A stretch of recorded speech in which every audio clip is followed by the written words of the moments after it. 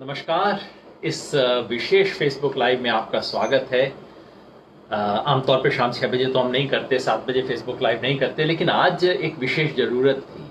आज हुआ ये कि दोपहर कोई 3 बजे मेरा फ़ोन बजना शुरू हुआ और पत्रकारों के फ़ोन आए कि आपको पता है एग्रीकल्चर के ऊपर आज वित्त मंत्री पूरी प्रेस कॉन्फ्रेंस कर रही है। मैंने कहा नहीं यार, एग्रीकल्चर तो हो चुका, उन्होंने जो कुछ बोलना था कल किसान के बारे में बोल दिया।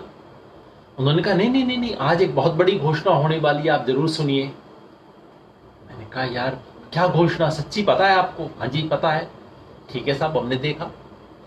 4 बजे वित्त मंत्री निर्मला सीतारमण जी की प्रेस कॉन्फ्रेंस शुरू हुई। उन्हें और अनुराग ठाकुर जी ने कोई 1 घंटे तक किसानों के सवाल के ऊपर बोला। तो उस पे आखिर में किसी को समझ नहीं आया। मेरे पास फिर फोन आए पत्रकारों के कि साहब हुआ क्या, ये क्या कहा उन्होंने, जरा बता तो दीजिए। क्योंकि उन्होंने कहा मैं 11 घोषणाएं करूंगी किसानों के बारे में। 11 आइटम उन्होंने, जो उनका स्टाइल है उसके अंदर गिनाए। फिर उसके बाद प्रेस इंफॉर्मेशन ब्यूरो की प्रेजेंटेशन भी आ गई।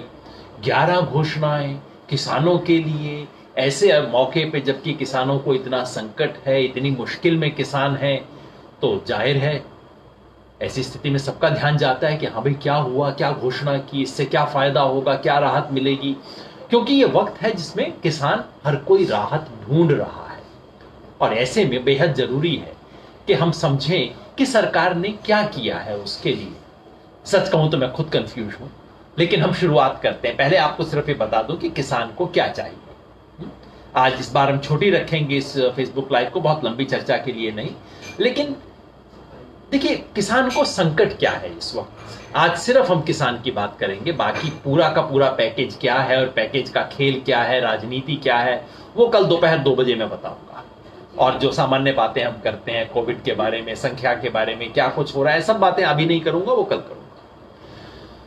किसान को क्या संकट था, किसान की क्या मांग थी और उसे क्या मिला है, बस सिर्फ इतनी बात अभी करनी है। पहली बात याद रखिए कि आज इतने बड़े संकट के बावजूद देश अगर खड़ा है अपने पांव पे तो किसान की वजह से खड़ा है। क्योंकि देश के खाद्यान्न के भंडार भरे हुए हैं। प्रधानमंत्री घोषणा कर सकते हैं, वित्त मंत्री कह सकती हैं हम गरीबों को इतना चावल देंगे, इतना गेहूं देंगे, इतना चना देंगे। क्यों? क्योंकि हमारे पास पड़ा है।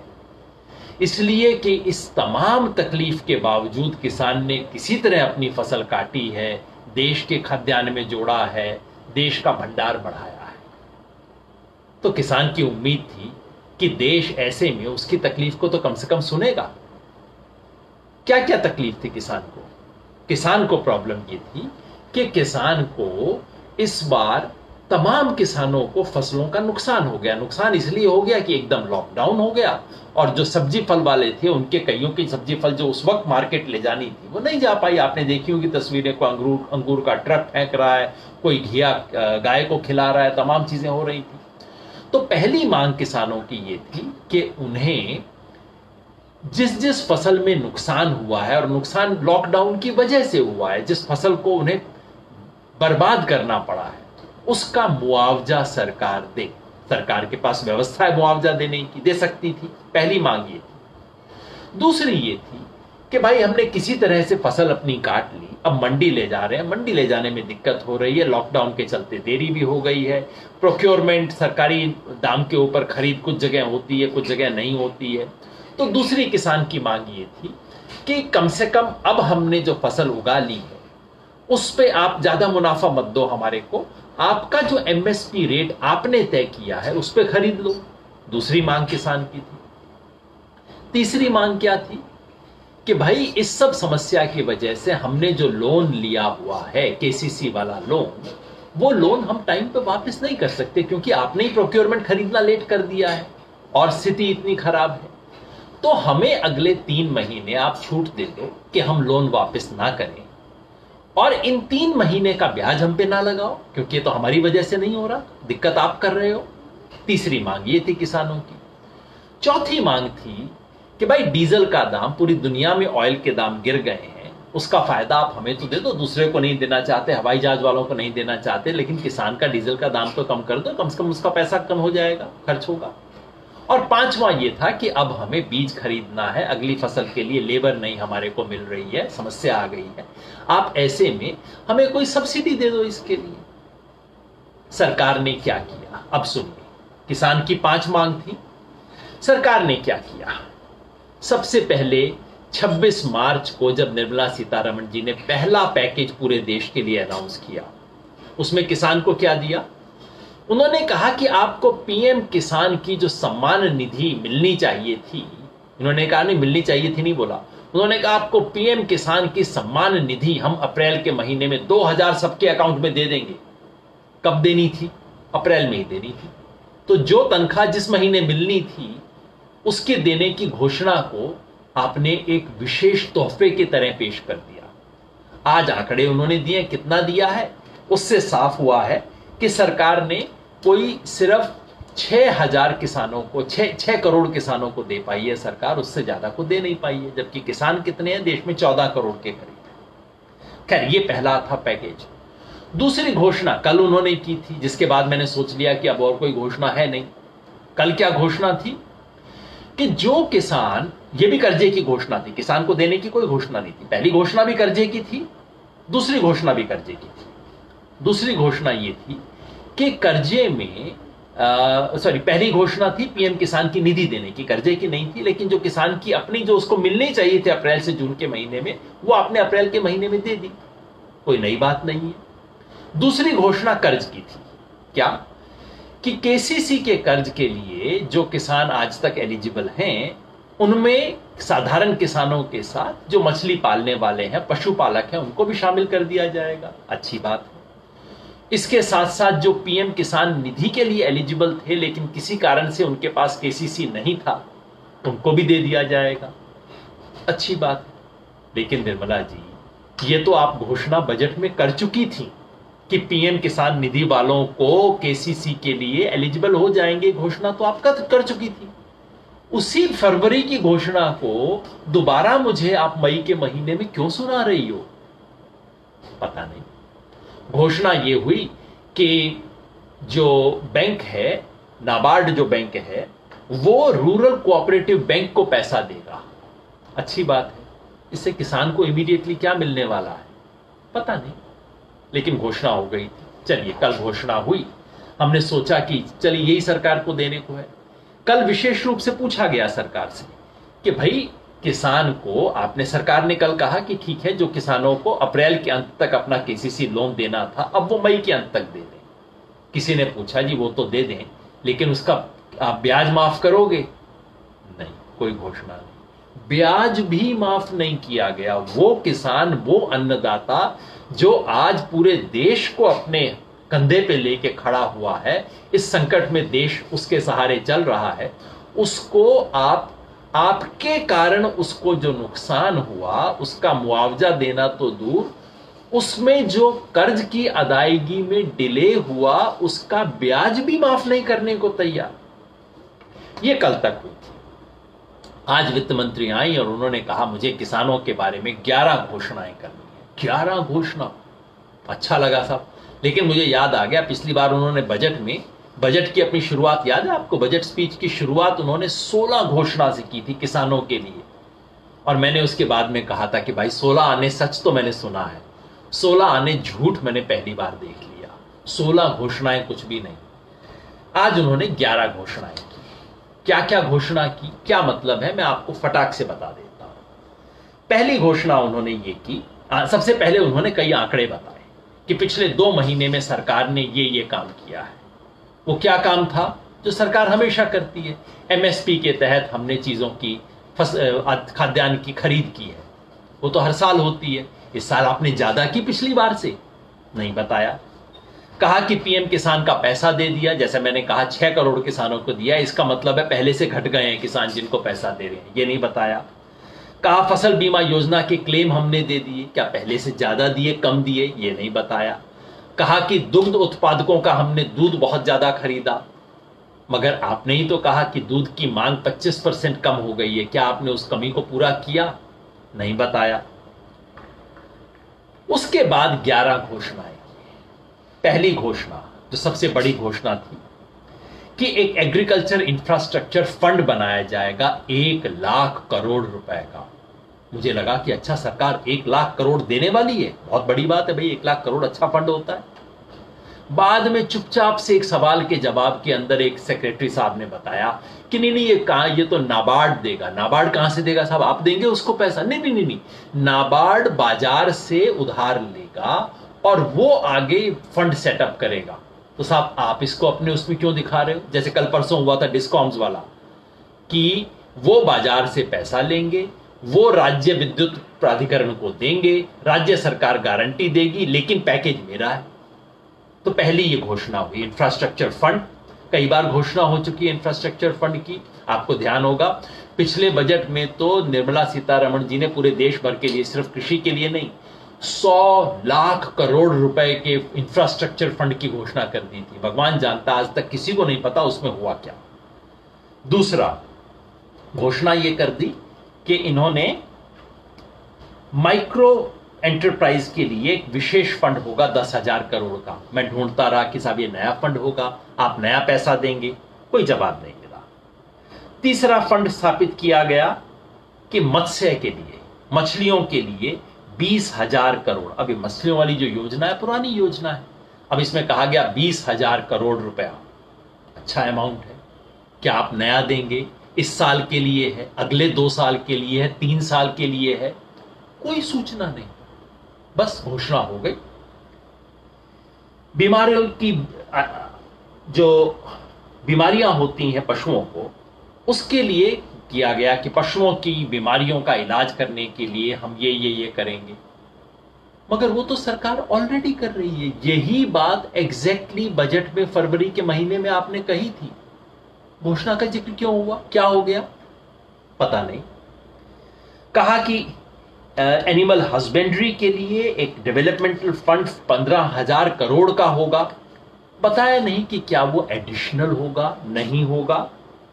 हर्बल कल्टीवेशन के लिए 4,000 करोड़ रुपए, सब आंकड़े हैं, लेकिन ये नहीं बताया कि भाई ये आप इस साल देंगे, सरकार देगी, इस बजट से ऊपर देगी, नहीं देगी, कोई सूचना नहीं।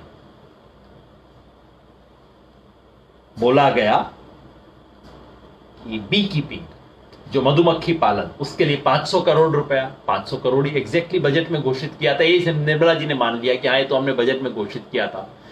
तो बहन जी यहां पे क्यों घोषित कर रही हो, इसका मतलब क्या है? और आखिर में बोला टॉप, यानी कि टोमेटो, अनियन, पोटैटो के लिए जो स्कीम थी, वो स्कीम अब ऑपरेशन ग्रीन की तरह पूरी फसलों पे लागू हो। ये घोषणा भी हो चुकी थी। अब आप सोचिए, ये सारी घोषणाएं, मुझे समझ नहीं आता कि हुआ क्या। क्या वित्त मंत्री अपने बजट को नए तरीके से पेश कर रही हैं? ठीक है, वो भी जरूरत हो सकती है। आप कहिए कि देश में इतनी बड़ी आपदा आई है, इकोनॉमिक क्राइसिस आया है, हमें अपने बजट को रिवाइज करना पड़ेगा, और ये हमने रिवाइज बजट पेश किया है, और जिसमें क्या किया जाता है कि हमने फरवरी में इतना पैसा एलोकेट किया था, उसको अब हमने बढ़ा दिया है, हमने घटा दिया, आप बता दीजिए। कहीं नहीं बताया। और एक पत्रकार ने पूछ लिया, एक नहीं 2-3 ने पूछा कि जी बजट से कितना बढ़ा, कितना घटा? इतने साम्राज्ञी की तरह बोली, आप पढ़ लीजिए, आपको पढ़ना नहीं आता क्या?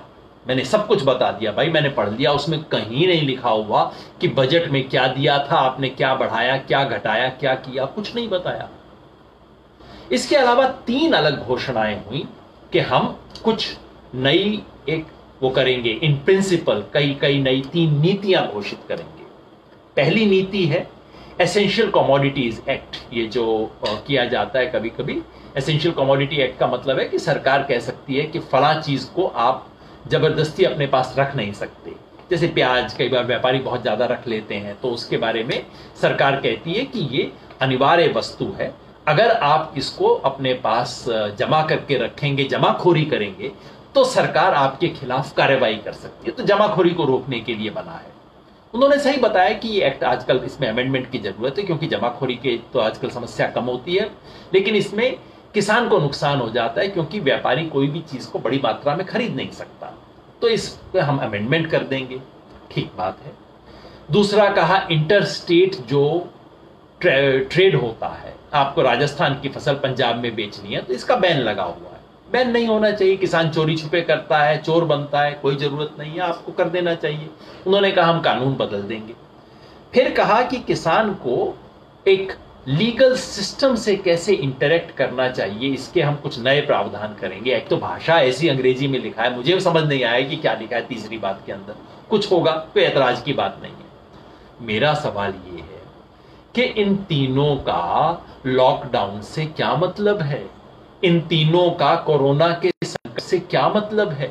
ये बात तो आप 2 साल पहले कर सकती थी, फरवरी के महीने में कर सकती थी, आगे सितंबर अक्टूबर में कर सकती हो। आज इसकी कहानी मेरे को क्यों सुना रही हो, इसका मतलब क्या है। तो इस सारी 11 घोषणाएं पढ़ने के बाद मेरे बड़े साधारण से सवाल है। वित्त मंत्री जी, आज देश सबसे बड़े संकट से गुजर रहा है। इतना बड़ा आर्थिक संकट इस देश ने कभी देखा नहीं है।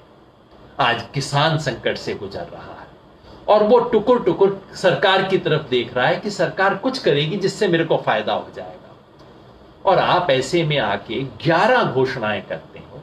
मुझे बता दीजिए, इस 11 घोषणा में से एक भी ऐसी कौन सी घोषणा है जिसका इस लॉकडाउन से मतलब है, जिसमें आप कहें कि भाई ये आपको प्रॉब्लम आई है पिछले 2 महीने में, इसका समाधान करने के लिए हम ये कर रहे हैं।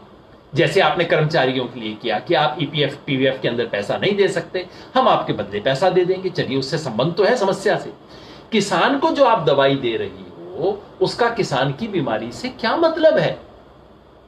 या आप ये मुझे बता दो कि आपने जो 11 चीजें बताई हैं, इनमें से कोई भी एक चीज है जिसका अगले 2 महीने 3 महीने, ये जो संकट है, चलिए 6 महीने चलेगा, 6 महीने में किसी किसान को इनमें से किसी से कोई फायदा होगा। इंफ्रास्ट्रक्चर फंड आपका कब बनेगा, कब लागू होगा, सरकार की घोषणा के बाद आमतौर पे 2-3 साल तक तो शुरू नहीं होता। ये कानून आप कब बदलोगे, उसका क्या असर होगा, भगवान जाने। इससे अगले ये जो आज का संकट किसान के पास है, उसके लिए क्या समाधान आप दे रही हैं।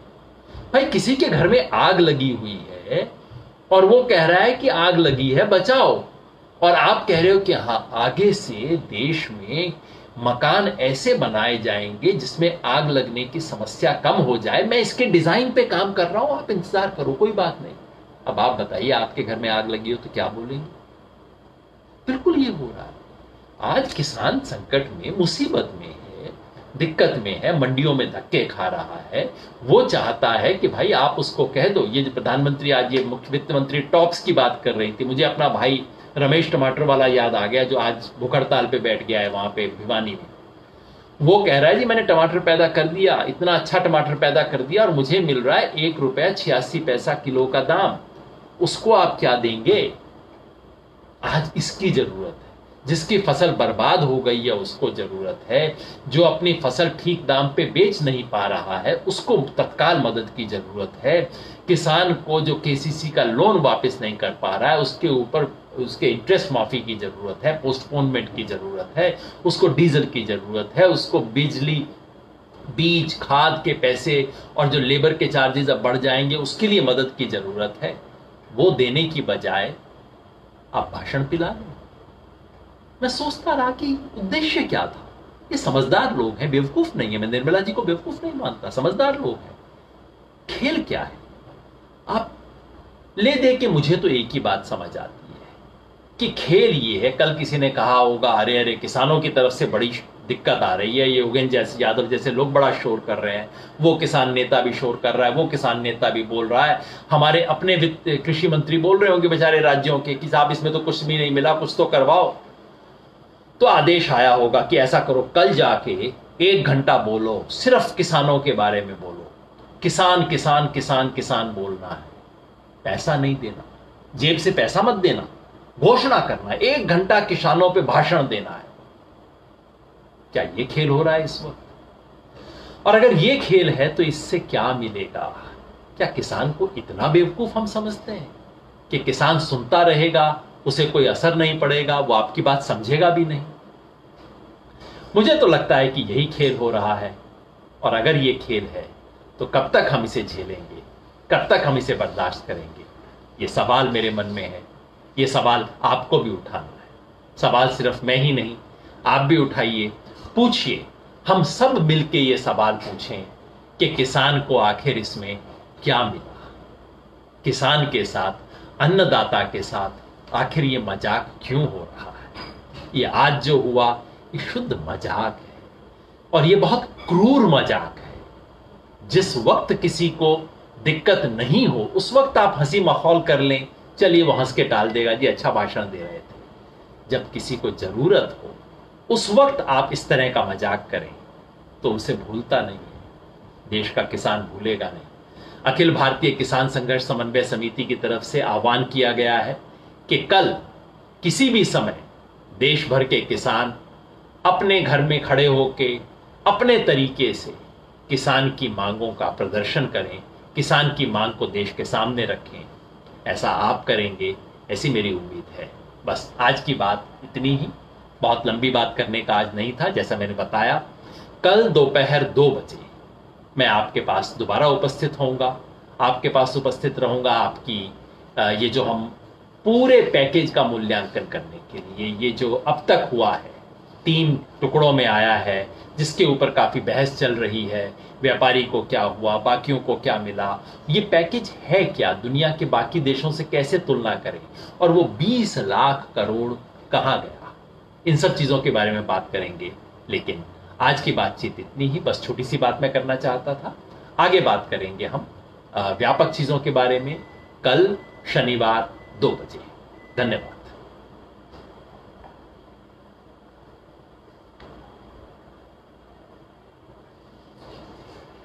ठीक है।